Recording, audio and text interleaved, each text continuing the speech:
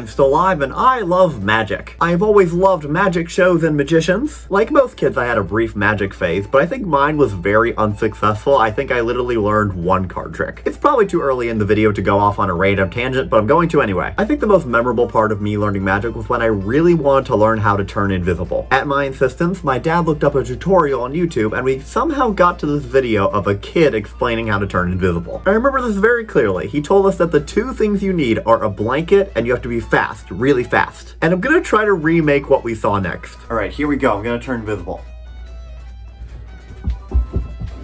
I laughed so hard when I saw that. I think I realized for the first time what adults were seeing when I put on some of my magic shows. I wish I could find this video again, but I honestly have no idea what search terms I would put in. Okay, where was I? Oh yeah, I like magic. I've always enjoyed close-up magic, and it just delights me. However, for pretty much all of my life, since I was quite little, I've heard tales of the greatest magicians in the world. Not Houdini, not David Copperfield, no, they are more mysterious. A talkative giant and a silent master of stealth. Of course, the legendary Penn and Teller. If you don't know, Penn and Teller have been doing their magic act together for over 50 years and are still regarded as some of the most interesting and cutting-edge magicians out there. They've been performing in Las Vegas for over 30 years and are the longest-running headliners in Vegas history. They've gained fame for their unique style of magic, where they will partially pull back the curtain on how they do a trick to do something even more interesting. They'll sometimes sacrifice fooling anyone in the audience to just fool the volunteer they have on stage. Other times, they'll just show you how they did a trick because the method of doing the trick is more interesting than the trick itself. Penn the 6'6" giant is a fantastic entertainer. He does all the talking on stage, and he's an expert juggler as well as a magician. He keeps things running, is super funny, and gets most of the attention onto himself, which means that people don't pay as much attention to the other half of the duo, who Penn is on record as saying is the greatest master of sleight of hand in the world. That would be his partner Teller, who is average height and is totally silent on stage. He is the perfect foil to Penn, and at age 77, in my opinion, he is the best in the business. Now, I've watched hundreds of their tricks on YouTube, but I think I have three clear favorite tricks. First is the first trick I ever saw them do, which they performed live on Saturday Night Live in the 70s. They did some impossible levitating tricks with some objects, and then it was revealed at the end that they had been upside down the whole time. You know how they did it by the end, but that doesn't make it any less entertaining. Another great trick that follows this pattern is called Lift Off of Love. Penn puts Teller in a box, separates it into 3 parts, and then moves those parts around the stage. Then Teller's arms, legs, and face all pop out at different points in the stage. Then they do the same trick again, this time with glass boxes, and then you see that Teller is sliding in and out of the boxes underneath the stage. And it's all done while a very catchy song plays. But my favorite Penn and Teller trick, I don't want to spoil. All I'll say is the premise, which is that Penn needs to find an audience member's card so that he can get a key to unlock Teller from a water tank before he drowns. I've left a link to videos of these tricks in the description, which I highly recommend you go watch. Penn and Teller are also known for being incredible to the magic community. Their show, Fool Us, where magicians try to fool them, has launched the career of many of its participants. And they always make a point to be complimentary and polite to everyone who appears on their show. Penn and Teller are fantastic magicians who are still performing in Las Vegas to this day. And one day I'm going to see their show. Or maybe